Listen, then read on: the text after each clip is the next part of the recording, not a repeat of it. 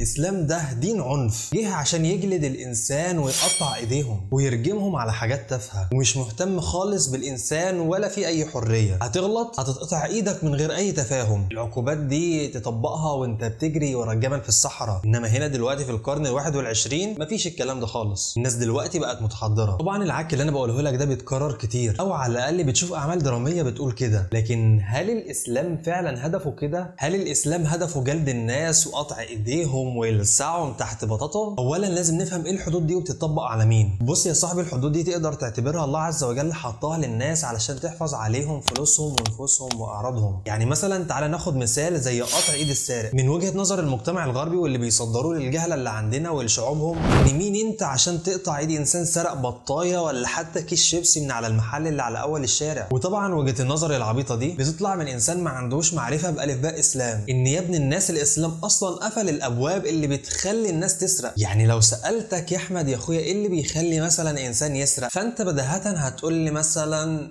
عشان جعان، معهوش فلوس ومحتاج ياكل. فاجي اقول لك طب تعرف الحاله زي اللي انت لسه قايلها دي الاسلام ما بيطبقش عليها الحد. مش بس كده، الاسلام كمان بيطالبك كمسلم غني تدي الفقير والمحتاج علشان ما يقعش في حاجه زي كده. طلع زكاه يا ابن ادم، انفق عليك، توصيه بالجار وما الى اخره. يبقى اول خطوه من تطبيق الاسلام قبل اصلا ما تدخل على الحدود نفسها انك تقفل كل الاسباب اللي بتؤدي لكده. طيب لو الاسباب دي موجوده زي مثلا ان في مجاعه، زي مثلا ما حصل في عام الرمادة ايام عمر بن الخطاب، وقف حد السرقه وقتها علشان في شبهه اضطرار الناس للسرقه وهو الجوع. بس خلينا متفقين ان الجوع مش مبرر انك تسرق، ده حرام وهيفضل ذنب ومش هيتغفر الا برد اللي سرقته لصاحبه. انا هنا بس بتكلم على اللي نفسه ضعيفه وسرق. يبقى كده فهمنا ان لو في ظروف بتدفع للجريمه يبقى الحد ما يتطبقش. ده غير اصلا ان في حد للسرقه اقل منه الحد ما يقامش عليه، وهو بمقدار ربع دينار، وده حوالي مثلا جرام وربع الربع من الذهب. وغير اصلا ان في حدود علشان تتطبق لازم لها شروط صعبه، زي مثلا حد الزاني المتجوز اللي هو الرجل لازم 4 يكونوا شافوه بعينهم.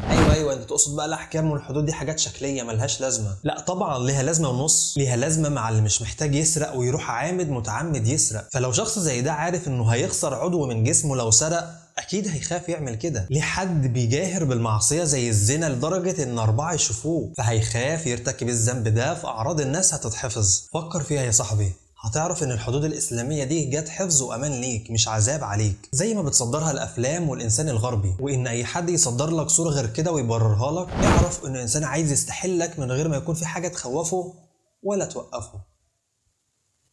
سلام.